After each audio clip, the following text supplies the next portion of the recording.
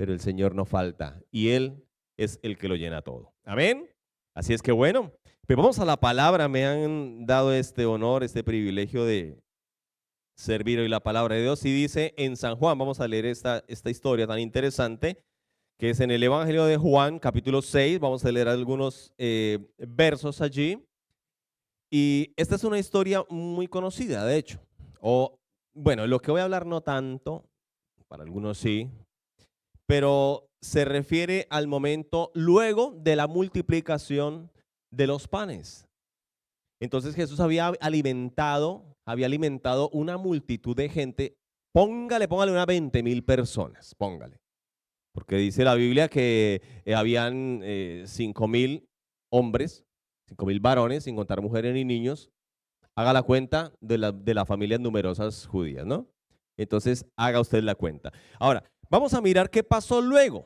Pasó luego que versículo 24 dice que cuando vio pues la gente que Jesús no estaba allí, estamos hablando del siguiente día, ¿vale? Les estaba metiendo un poco en el contexto de la historia, pero esto pasó el día después de la multiplicación de los panes.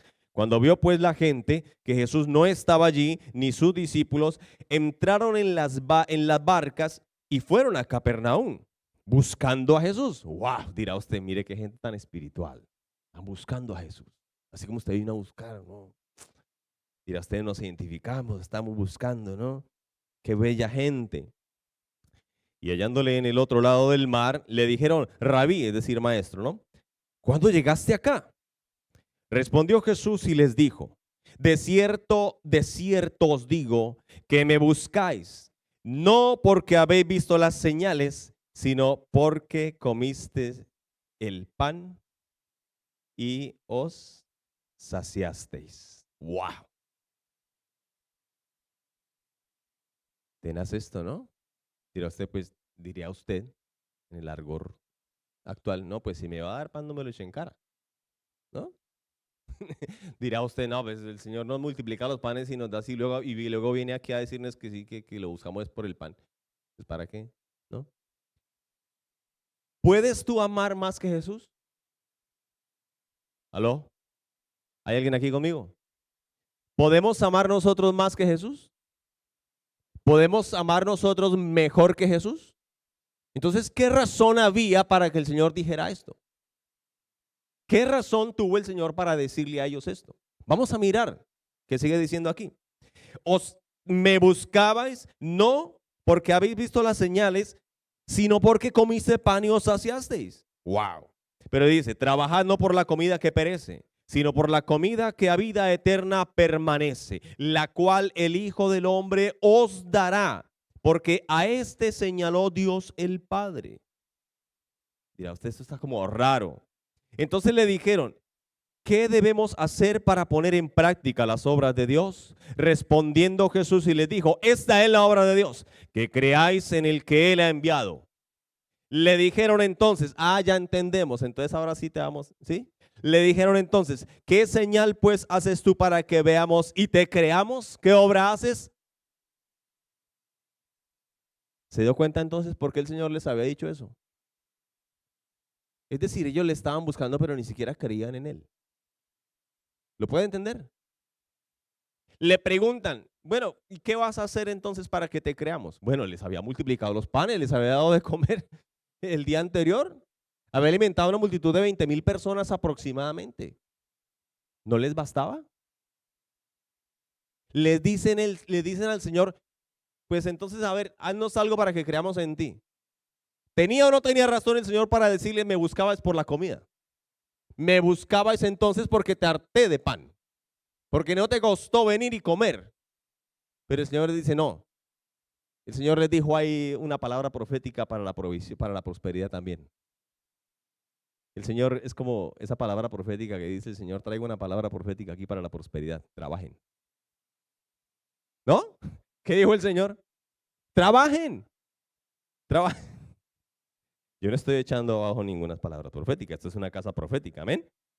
Trabajad no por la comida que perece, sino por la comida que a vida eterna permanece. Ahora, aquí nosotros vamos a entender algunas cosas. ¿Cree usted que estas personas ¿Cree usted que estas personas estaban muy contentas con lo que el Señor les dice? Pues el texto que sigue diciendo, todo lo que sigue hablando el texto y la escritura, nos da a entender varias cosas. A ver, primero que todo, una de ellas, la multitud no significa éxito. Oiga bien esto, ¿multitud significa éxito? No, la multitud no significa éxito. Esto lo dio a entender el Señor ahí, ¿cierto? Es clarísimo cuando nosotros nos alegramos que la iglesia esté llena. ¡Wow! ¡Qué bendición!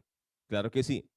El equipo de consolidación es el encargado de llevar el reporte de los nuevos, de los asistentes, de las personas que van llegando y nos gozamos, nos alegramos mucho con esto, porque la iglesia está creciendo. Pero ¿acaso el crecimiento numérico significa éxito? Jesús dijo ahí, no, no me interesa que se llenen, no me interesa que multitudes me sigan. Jesús les está diciendo algo aquí bien interesante. Nosotros no podemos amar más que Jesús. ¿Y por qué el Señor entonces en ese momento los confronta de una manera tan drástica? Porque para mí me parece que eso es muy drástico. Y el Señor, a lo largo del texto, si usted sigue leyendo el pasaje de la Biblia, usted se va a dar cuenta ahí, en ese mismo pasaje, que ellos intercalan un diálogo con el Señor. Le dicen, pero Señor, ¿cómo así? Si nosotros queremos ver como Moisés le dijo a nuestros padres que viniera más pan del cielo, vino el maná, queremos ver como más señales como las que Moisés hizo y todas estas cosas. Jesús entonces comienza a tener una serie de diálogo con ellos y le dice, no, es que el pan del cielo soy yo. Es que yo soy el maná, yo soy el pan del cielo. Entonces ahí, en ese intercambio de conversación, de diálogo, Jesús llama a la gente a seguir un evangelio que no era de acuerdo a lo que ellos pensaban. Y a nosotros a veces nos pasa que nosotros llamamos a la gente, invitamos a la gente a seguir el evangelio que llena de pan y harta de pan la gente y les hace a sus problemas y les resuelve los problemas y le sana las enfermedades y le prospera y le da abundancia y le da todo eso, ¿cierto? Y a veces vendemos más el regalo que el mismo dueño. Vendemos más las bendiciones que al mismo Dios.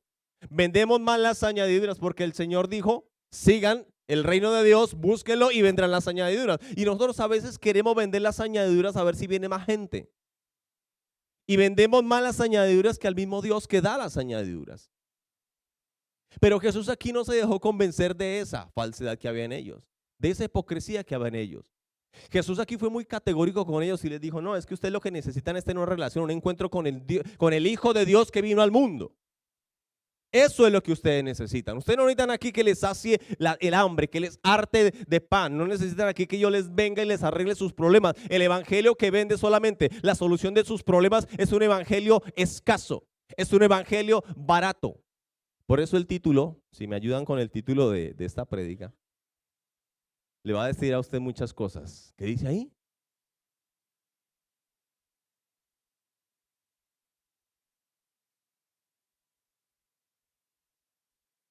El evangelio que decepciona. Suena raro esa prédica, ¿no? Porque dirá usted, pero pastor, ¿usted cómo nos va a decir aquí que el evangelio decepciona? No, estoy hablando que aquí hay unas personas que cuando escucharon el verdadero mensaje del evangelio se sintieron decepcionados. Porque mire lo que usted puede ver allí. Mire enseguida. Llamar a gente a seguir el evangelio que arregla problemas, realmente no es el evangelio. Es predicar los regalos y eso nos va a traer como consecuencia una iglesia llena de gente que quiere los regalos, que quiere los beneficios, pero no se disponen, no están dispuestos a morir por el Dios que les ha dado los regalos. Y entonces vemos una iglesia llena de gente que pide, quiere que lo ministren y quiere que les den y quiere una oración por prosperidad, por abundancia, por sanidad, por milagros, por empresas, por carros, hasta por compañeros, hasta por hijos, por todas cosas. Y estamos entonces enfrentando un evangelio que solamente crea personas pidiendo y pidiendo, cuando la Biblia dice que el Hijo del Hombre no vino para ser servido, sino para servir y dar. Y que se veamos recibidos de gracia. Nosotros somos los que somos llamados a dar de gracia. Amén. Wow, aquí estoy confrontando, estoy batando una vaca sagrada para algunos aquí. Ora al Señor para que al final de esta prédica usted no sea de los que se decepciona del evangelio. Porque el evangelio a quienes decepcionó ahí.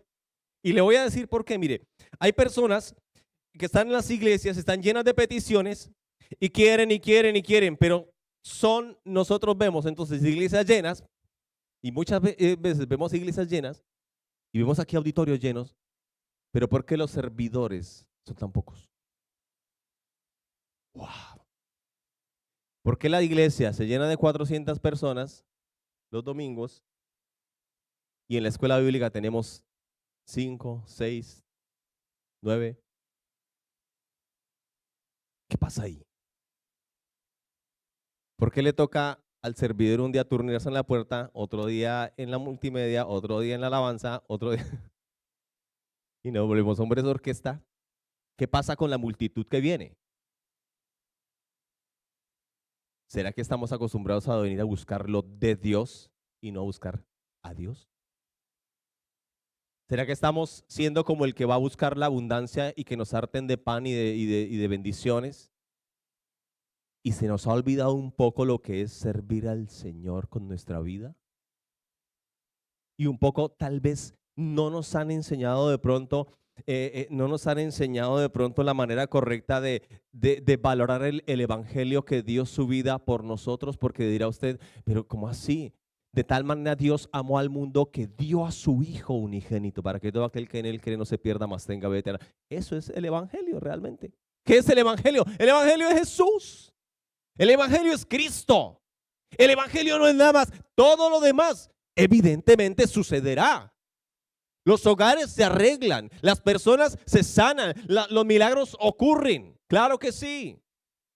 Pero eso son las añadiduras y las consecuencias, los regalos, las bendiciones que vienen como resultado de haber buscado el reino de Dios que es Cristo. Ahora, mire lo que dice acá. Por eso entonces nosotros tenemos personas que dicen, Señor, llévame al África a predicar el evangelio. Pero no lo he predicado al morenito de la esquina.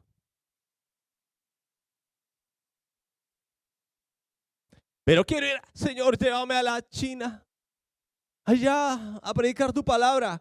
Pero no le has predicado a la vecina o al vecino.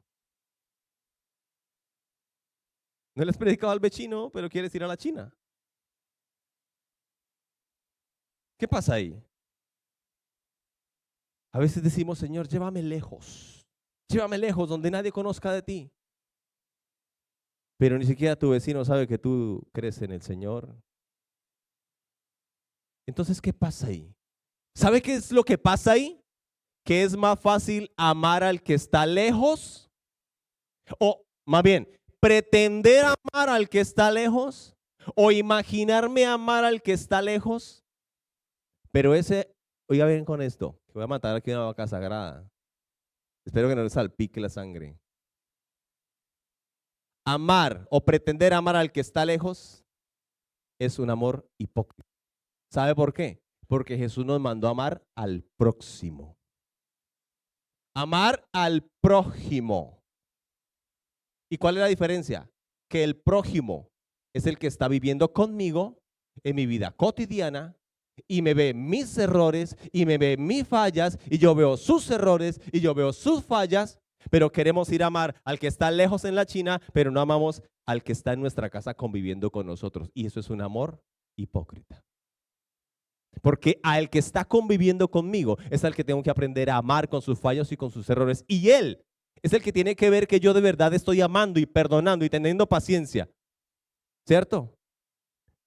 Y teniendo paciencia con el que está a mi lado, con mi prójimo. La Biblia no dice amarás a Dios sobre todas las cosas y amarás a tu lejano como a ti mismo. No, amarás a tu prójimo, al cercano, al que está ahí viendo cómo es tu testimonio, cómo es tu vida, cómo es tu paciencia, cómo es tu palabra, cómo es tu acción, cómo es tu reacción, cómo es el fruto de tu espíritu, cómo eres tú capaz de callar cuando tal vez están agrediendo, cuando tal vez están echándote encima, reprochándote cosas, y cómo eres tú capaz de no reclamar tus derechos por amor a Cristo. Y ahí es donde expresas el amor verdadero. En el prójimo, o sea, en el próximo, no en el lejano, porque amar al lejano es fácil. Por eso los grandes hombres multi y mega millonarios muestran su filantropía a través de fundaciones y dan mucho dinero. Y eso no es por filantropía o eso no es porque amen mucho. Eso es porque quieren aplacar su conciencia que les está diciendo, tú no eres capaz de amar. Y necesitas tal vez demostrar y aplacar tu conciencia para tratar de demostrar un supuesto amor. Y le voy a poner un ejemplo. La mayoría de los ateos que son dueños de grandes organizaciones no gubernamentales, orfanatos, ancianatos y muchas organizaciones de filantropía, tienen familias destruidas. Porque el amor que no pueden demostrar a su prójimo, tienen que tratar de aparentar con alguien que está lejos, porque a los cercanos no lo pueden amar. Espero que esa vaca sagrada haya quedado bien acabada. Querer amar al que está lejos es hipocresía, porque el verdadero amor se expresa con el amor al prójimo. Si predico el evangelio correctamente, corro el riesgo. Juan 6:66.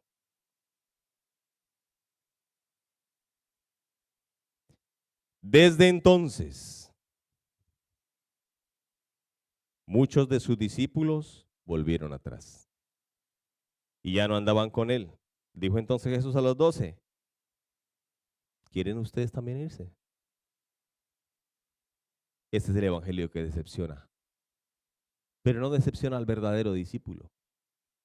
No decepciona al que quiere buscar de corazón al Señor. No decepciona aún que te digan la puerta está abierta. Como dice mi pastor, si mi pastor me echa por la puerta, yo me meto por la ventana, ¿no? Ese es un dicho que él decía, o que él ha dicho. Y Jesús le está diciendo aquí a Pedro, ¿también quieres irte? Porque desde entonces, desde cuando él tuvo esas palabras con esa multitud que le buscaba por el pan y que les dijo, ustedes solamente me buscan porque los sacie, pero no buscan la verdadera comida, que es la vida eterna, que es creer en Jesús, a quien dio el Padre para que dé su vida por sus discípulos. Desde entonces, muchos, dice aquí, se volvieron atrás y ya no andaban con él. ¿Por qué? Porque Jesús predica un evangelio que no se trata de cuadrar cifras. Y el evangelio que se predica de verdad y originalmente no se preocupa por las cifras, porque la multiplicación viene como consecuencia del crecimiento que Dios da. No por las estrategias que nosotros coloquemos. No por los programas buenos que nosotros hagamos, porque la iglesia no es un centro de entretenimiento. La iglesia no es un club social. No. La iglesia es el cuerpo de Cristo. Y cuando Jesús dijo, el que no come mi pan, el que no come mi carne y no bebe mi sangre no tiene parte conmigo, se estaba refiriendo justamente a eso. Yo soy el pan que descendió del cielo. Y él estaba diciendo, ustedes para tener parte conmigo, tienen que pertenecer a mi cuerpo, tienen que pertenecer a mi iglesia, tienen que formar parte de mi sacrificio. Porque no fuimos llamados realmente a tener éxito, fuimos llamados a ser fieles. Y el éxito del mundo se mide con cifras, el éxito en Dios se mide con fidelidad. El éxito en el mundo es diferente, el éxito en Dios es cumplir asignación y propósito. Ahí está tu éxito. Cuando cumples tu propósito, cuando cumples tu asignación, cuando haces lo que Dios te ha mandado a hacer. Miren lo que dice en 1 Corintios capítulo 2 y versículo 1.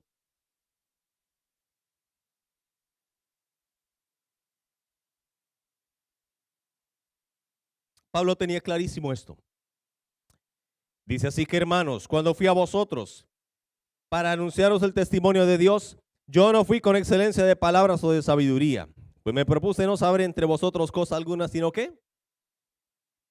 Sino a Jesucristo y a este crucificado. Y estuve entre vosotros con debilidad y mucho temblor y temor. Y ni mi palabra ni mi predicación fue con palabras persuasivas de humana sabiduría, sino con demostración del Espíritu y de poder, para que vuestra fe no esté fundada en la sabiduría de los hombres, sino en el poder de Dios. ¡Wow! Pablo no tenía miedo de hablar de Jesucristo. Pablo no tenía miedo de predicar el evangelio original, aun cuando fuera la decepción para muchos. aun cuando fuera la decepción para algunos. Pablo predicaba, dice ahí, a Jesucristo y a este crucificado. ¿Qué significa predicar a Jesucristo crucificado? Que no vivimos nosotros. Ahora en nosotros, con Cristo estoy juntamente crucificado. Ya no vivo yo, Cristo vive en mí. Eso era lo que predicaba Pablo, amén. Y es que el evangelio no es otra cosa, es la vida de Cristo en ti. Es la vida de Cristo en mí. Y oiga bien, porque a veces nosotros decimos, tiene que tratar de ser, esfuércese, mire, usted trate de hacer como hiciera Cristo. Trate de parecerse, trate de hacer como Cristo lo hiciera. Y nos esforzamos. Pero ¿sabe qué es más fácil dejar que Él haga en nosotros? Y con eso no nos va a costar, porque Dios es el que produce en nosotros así el querer como el hacer por su buena voluntad. Entonces es más fácil decir, Cristo vive en mí, vive a través de mí, actúa en mí. Eso es más fácil que tratar con mucho esfuerzo de imitarlo, de parecerme, de hacerlo como, no, es que, 40 días de ayuno, no, eso es tremendo, pero vamos a hacerle, métale ganas, hágale, no sé qué. Empiece con 3 días, empiece luego con 7 días, empiece y ahí así va llegando hasta los 40, pero hágale, esfuerzo, no sé qué. No. Esfuérzate en la gracia que es en Cristo Jesús. No es esfuérzate en tu fuerza, no es esfuérzate en ti mismo, no es esfuérzate con mucha fuerza de voluntad. No, es que el evangelio se trata de que Cristo actúe a través de ti. Eso se trata el evangelio. Y Pablo lo tenía bien claro. Y a él no le daba miedo predicar esto. Porque oiga bien, al público que se enfrentó el apóstol Pablo eran filósofos, de los estoicos y de los epicúreos, ahí en Atenas, en Corinto, en todo el imperio romano. Todo el imperio romano estaba lleno de toda esa filosofía griega. Así es que ellos tenían excelencia de palabras, eran hombres elocuentes. Pero resulta que Pablo predicaba y la gente se convertía y comenzaba a llenarse el sitio donde estaba Pablo, y la gente se convertía en multitudes y decían, pero este palabrero, ¿qué es lo que viene a hablarnos? Y la gente se convertía. ¿Y sabe por qué? Decía Pablo, no, es que yo no vengo aquí a tratar de convencerles de nada. Yo simplemente predico a Jesucristo. Y predico a Jesucristo crucificado. ¿Qué quiere decir? Que tú tienes que crucificarte juntamente con Cristo y que Cristo viva en ti. Cristo viva a través de ti. Y que tú tengas una vida cristiana, no por tu esfuerzo, sino porque Cristo sea el que te gobierna. Porque Cristo sea el que actúa en tu vida. Porque ya no vives tú. Ahora Cristo es el que vive en ti. Amén. Bueno, dele fuerte ese aplauso al Señor. Porque predicar la cruz da como resultado la manifestación del poder de Dios. No hay otra cosa. Esto es complicado para la mente natural y decepciona a muchos. Porque a algunos les gusta cuando la iglesia se convierte en un centro motivacional. Y tú llegas aquí y sales, estoy emocionado, sí, me llenaron de ánimo, vale, vamos. Tú eres triunfante, tú eres exitoso, eres un campeón, que sí, dale duro, vamos, tú naciste para triunfar, naciste para... Pero resulta que esas emociones se te acaban pronto allá cuando tienes que luchar contra la tentación. Porque ¿sabe qué es la tentación? La tentación es la atracción de tu propia pasión. Y va a ofrecerte en bandeja de plata lo que le gusta a tu carne. No algo que no le gusta. Porque cuando tú no conoces a Cristo, si tu debilidad era de pronto la inmoralidad, pues tú vas a ser tentado con la inmoralidad, ¿cierto? No vas a ser tentado con el dinero. Si antes de conocer a Cristo tu debilidad era por ahí coger lo que no te pertenecía, pues luego vas a ser tentado con algo parecido, ¿no? Ya no vas a ser tentado de pronto con la fama o con el poder, ¿no? Porque la pasión está en nuestra carnalidad, allí está, encerrada. Y esa misma tendencia al pecado todo el tiempo está lista a que si tú le das 1 milímetro se va a tomar 1 metro. Por eso tú tienes que mantenerte crucificado juntamente con Cristo. Ahora, eso producirá entonces la manifestación del poder de Dios a través de ti. No es entonces por tu esfuerzo. El método de Dios a veces no coincide con el nuestro y le voy a mostrar un ejemplo en Hechos capítulo 8. En Hechos capítulo 8, esta historia sucedió después, si usted lee en su casita, en Hechos 8, había un avivamiento en Samaria impresionante y una multitud de gente comenzó a creer. Mucha gente creía. Y había una multiplicación de creyentes, había un avivamiento en Samaria.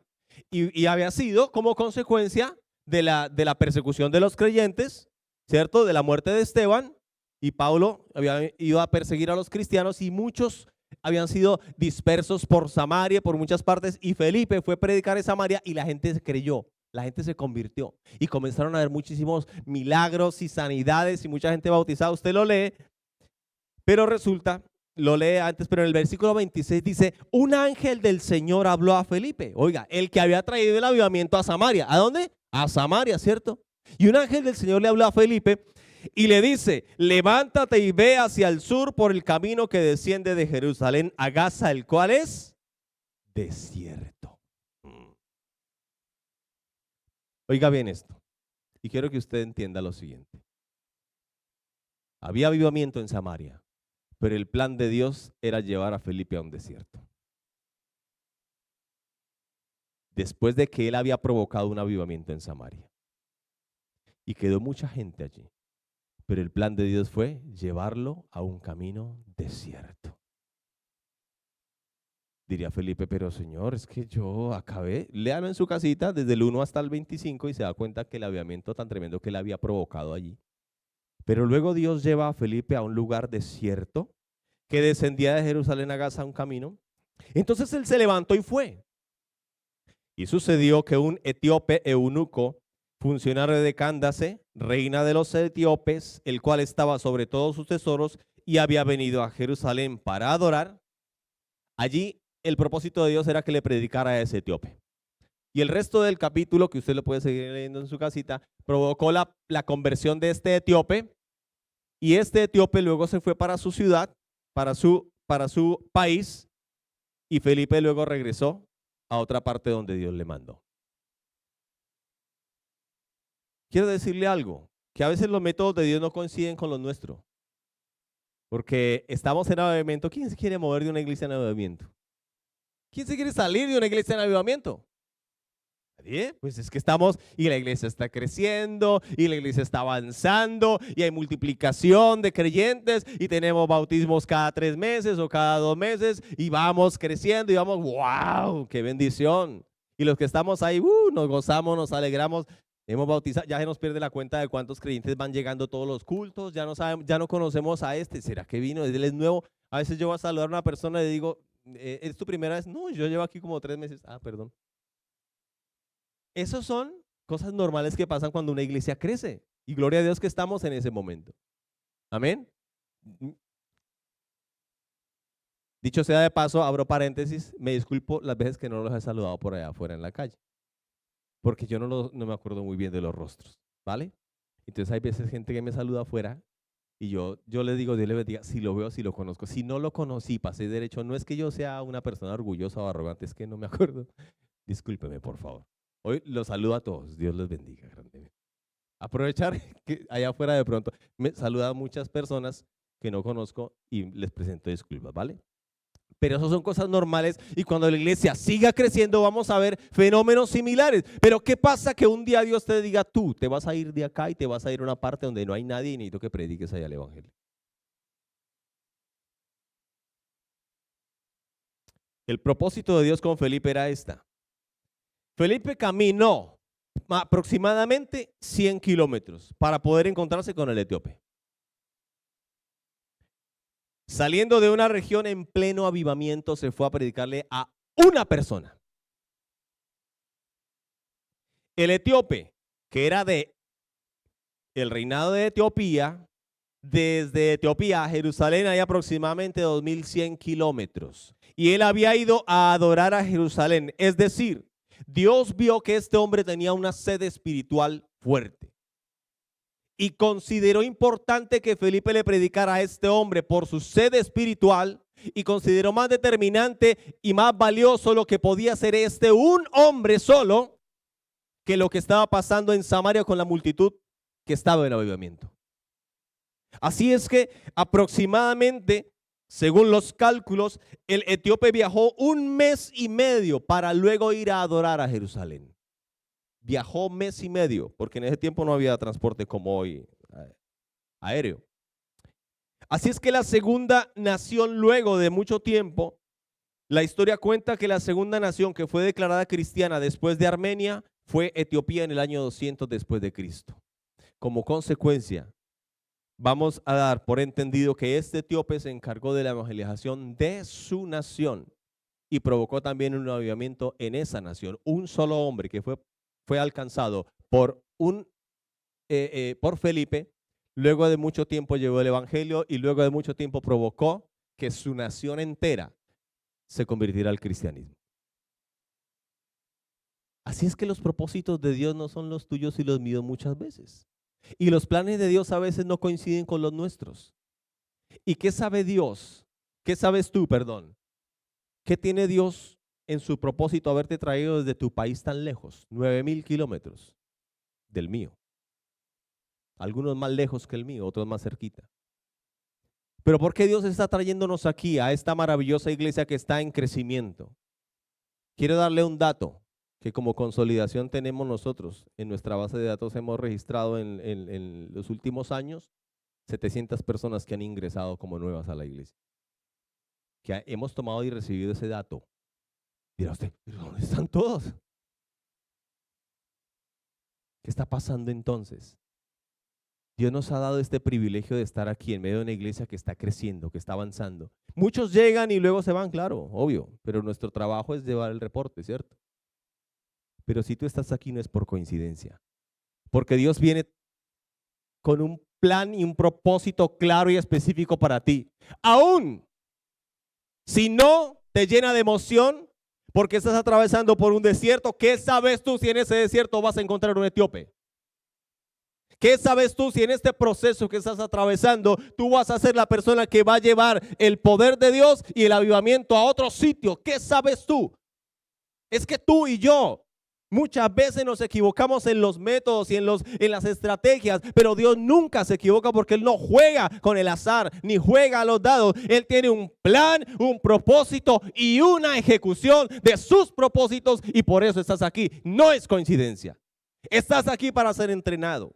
Estamos aquí para ser entrenados, capacitados, instruidos, porque hay un lugar a donde Dios te quiere llevar para que tú lleves el evangelio de Dios con poder. Eso es clarísimo.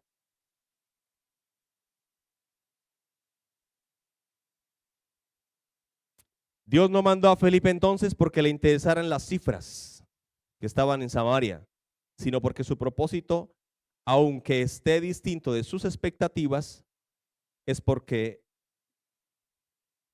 desde la eternidad hay un plan establecido por Dios que tal vez nosotros ignoramos. Le voy a decir algo que quiero que se quede con usted en este momento. Sabemos de que el mundo entero está hoy en día atravesando problemas políticos, ¿cierto? Geopolíticos. Y hay guerras y rumores de guerras. El Señor está cerca. Amén. Todo está cumplido. En cualquier momento el Señor viene por su iglesia. Pero ¿por qué está pasando? ¿Sabe usted? Le voy a decir esto. En la actualidad, yo sigo registros actuales y día tras día de la iglesia perseguida en el mundo. Páginas como La Voz de los Mártires o como Puertas Abiertas, todos los días actualizan sus datos de la iglesia perseguida en el mundo. Y en la actualidad hay más de 388 millones de cristianos que sufren persecución en el mundo. 388 millones de cristianos que sufren persecución en el mundo, 1 de cada 7. Y especialmente está en los países como Nigeria, Irán y Corea del Norte. Qué coincidencia, dirían algunos, que Irán es el país que en la actualidad sufre el crecimiento espiritual más avivado del cristianismo en el mundo. En Irán se encuentra la iglesia cristiana más avivada en la actualidad. Es decir, el crecimiento de los cristianos en Irán es el crecimiento que está teniendo el índice más alto en el mundo. Pero es la iglesia más perseguida y es el país que está en guerra. Esto no es coincidencia. Es que se lo acabo de decir, que la iglesia creció en la iglesia primitiva porque en Hechos capítulo 8 vino la persecución sobre los cristianos y ahí fue cuando la iglesia despertó, cuando la iglesia se esparció por el mundo y creció. Esto no es coincidencia. imperio romano del primer siglo quería exterminar el cristianismo, pero alrededor del siglo IV fracasó en ese intento y el cristianismo conquistó el imperio completamente. No pudieron, porque es que la semilla, porque es que la sangre de las misiones es la semilla de los mártires, porque es el mejor ejemplo de lo que hizo Cristo por nosotros. Todos no estamos llamados a eso, pero tal vez a ti te esté sonando hoy en día predicar en esos lugares donde nadie conoce del Señor o donde nadie se atreve a levantar la voz por los que no tienen voz.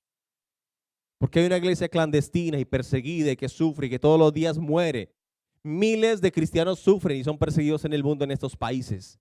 Y tú y yo aquí estamos diciéndole, Señor, llévame al África. Pero cuando hace mucho sol no vienes a la iglesia. Señor, llévame al Tíbet. Llévame, Señor, a Mongolia. Pero cuando hace mucho frío no vienes a la iglesia. Llévame a Noruega, Señor.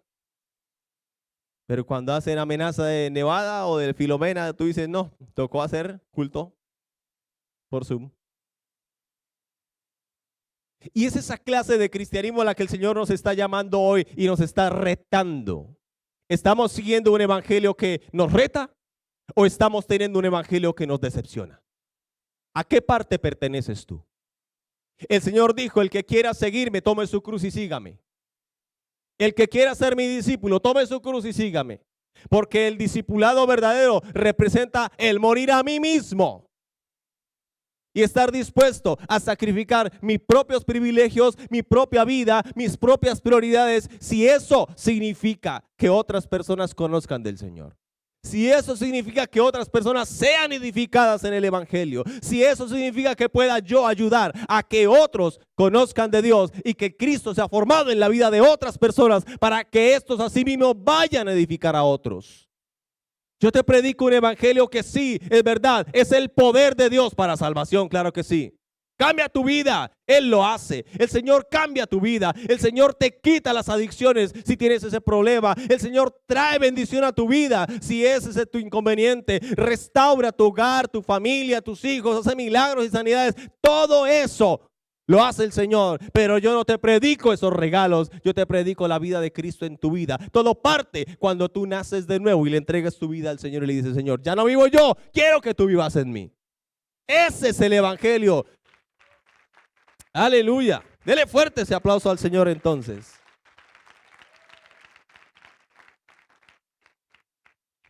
Pero es fácil hoy en día cautivar a la gente y motivarla y emocionarla y avivarla. Pero ¿cuál es la iglesia que más se parece a la iglesia del primer tiempo, de la iglesia original? ¿Cuál?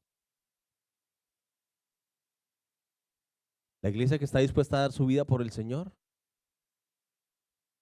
Hace 15 años, un grupo de 11 personas en las playas, no recuerdo de qué región, estaban arrodillados allí. Atrás de ellos estaban sus verdugos con un cuchillo en la mano esperando degollarles de ISIS. El último no era cristiano, todos los demás sí eran cristianos. Antes de degollarlo uno por uno, el verdugo le preguntaba, ¿niegas a Jesús o mueres? Y la persona decía, creo Jesús es mi Señor. Y lo degollaban. De así mismo fueron uno por uno.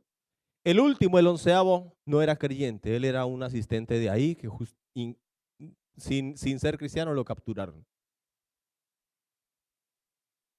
Pero el testimonio que cuentan es que cuando le preguntaron a él, ¿niegas a Jesús? Él dijo, no sé quién, no creo, no soy cristiano como ellos, pero yo quiero tener el Dios que ellos tienen. Y lo degollaron. El Dios de ellos es mi Dios ahora. Porque vio que ellos estuvieron dispuestos a dar su vida por su Dios. Dijo, nada más vale en la vida. ¿Sabes cuál es el propósito de tu vida? Y apunta bien esto. El verdadero propósito de tu vida es hacer aquello por lo cual estarás dispuesto a morir. Ese es el verdadero propósito de tu vida. Hacer algo y hacer eso por lo cual tú estás dispuesto a dar tu vida. y a morir por eso. Ese será el verdadero propósito de tu vida. Pero todo esto, ¿de qué tiene sentido? De que es tiempo de vivir el Evangelio de Cristo, el original, el que me reta a morir a mí mismo y renunciar a mis proyectos, planes o caprichos si es que esto resulta en la manifestación del poder de Dios. Dios nos está dando la oportunidad de expandir su palabra. Es nuestra decisión si aprovechamos o no este tiempo. Quiero decirles algo, no soy profeta, yo soy maestro de la palabra, pastor. Pero yo sé, como veo en las escrituras y los tiempos, y si somos entendidos en los tiempos, démonos cuenta de lo siguiente: estamos en el último momento antes de que el Señor venga. Y estamos en el momento, en el último paso de la última gran cosecha. Y se nos está dando la oportunidad de predicar el Evangelio con libertad. Un tiempo como este en la historia jamás ha ocurrido, en donde la iglesia ha tenido todas las facilidades tecnológicas y de punta y de vanguardia para predicar el Evangelio en los cuatro vientos. Hay países perseguidos e iglesias perseguidas, claro que sí, pero nosotros tenemos el privilegio de que en la actualidad podemos hablarlo a voz en cuello y por ahora podemos hacerlo y que la gente puede escuchar. Ahora, tenemos iglesias en muchos lugares del mundo en donde hay países con libertad de expresión y libertad de cultos, pero la iglesia en la actualidad tiene todas las facilidades y no está aprovechando esta oportunidad. Se nos va a demandar más de lo que se le demandó a muchas iglesias a lo largo de la historia, porque hemos tenido más facilidades que ellos, y al que mucho se le da, más se le demanda. Nosotros estamos aquí, y yo quiero hacer el llamado en este momento a usted, hermano. Mire, no has vivido con pasión el Evangelio, te invito a que hoy conozcas al Señor, te invito a que hoy le digas al Señor. Yo no te invito hoy a que le digas: Señor, cambia mi vida. Yo te invito a que hoy le digas: Señor, yo quiero que tú vivas en mi corazón. Del resto el Señor se encarga. Yo sé que Él cambiará tu vida si tú le pides hoy que lo haga. Yo sé que Él traerá bendición sobre tu vida si tú le pides que lo haga. Yo sé que Dios te moverá a ofrendar, a diezmar, a traer tus primicias, si el Espíritu Santo te impulsa a hacerlo. Yo sé que el Señor te moverá a servir. Yo sé que el Señor te moverá a adorarle, a estudiar, a capacitarte, a prepararte, a todo eso. El Señor te moverá. Si es que el Espíritu Santo de Dios entra en tu corazón y te guía, Él lo va a hacer porque producirá en ti el querer como el hacer. Pero el origen de todo esto está en tu vida entregada a Cristo el Señor. Yo le invito a que se ponga de pie conmigo en este momento y a que piense en este instante: ¿este evangelio para mí es el poder de Dios? ¿O este evangelio para mí todos los días me decepciona? Si te decepciona en algo este evangelio es porque no te han predicado el verdadero. Porque el verdadero evangelio es el que el Señor te dice: si quieres, vete.